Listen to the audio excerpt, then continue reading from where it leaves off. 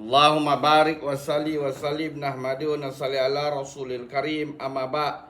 Talha radiyallahu an report that Nabi SAW said, apart from the day of the battle of Badr, there is no day on which the Syaitan is seen to be more humiliated, more rejected, more depressed and more infuriated than on the day of Arafah. And indeed, all of this is only because of beholding of abundance of descending mercy on that day and Allah's forgiveness of the great sins of the servants.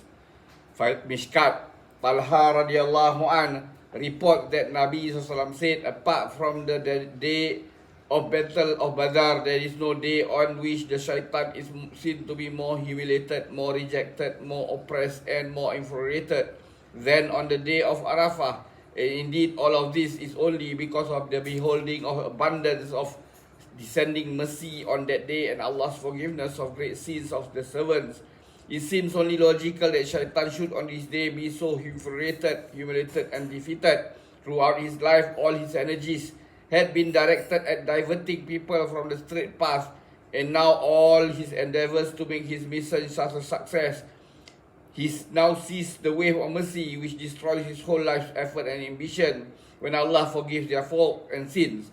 In one hadith, Nabi SAW says that Syaitan orders his evil army of soldiers to await the pilgrims along the road by which they come to mislead them. Kanzul Umal. Imam Ghazali Rahmatullahi relates the event of a saintly Sufi with great psychic experience who saw Syaitan on the day of Arafah.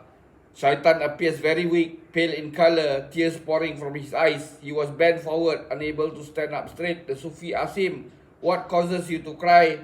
Syaitan replied, "I cry because the pilgrims have gathered here before the door of the Lord without any other purpose. I fear that the Holy Master will not allow them to return from here disappointed. This makes me cry." The Sufi then asked, "But why are you gone so thin and weak?" Syaitan replied, "It is from the sound of the hoofs of horses, which are heard all the time in the way of Allah, Hajj, Umrah and Jihad. Oh, how I wish that these people wander around committing indecencies and evil. Then I will really rejoice." Then the Sufi inquired, "And why are you so pale in color?" Syaitan replied, "I see people advising one another to do good, and I see them helping each other to do good. Oh, how I would rejoice.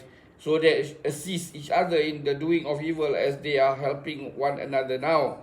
The Sufi asked, "Why is your back bent forward like this?" Syaitan replied, "All the time one hears them crying, 'Oh Lord, make my ending a righteous one.'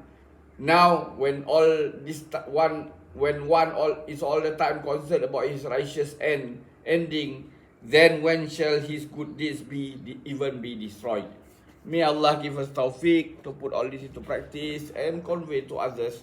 Subhanallahi wa bihamdi, subhanakallahumma bihamdika, asyhadu an la anta astaghfiruka wa atubu ilaik. Subhana rabbika rabbil izzati amma yasifun wa salamun ala mursalin walhamdulillahi rabbil alamin. Taqabbalallah.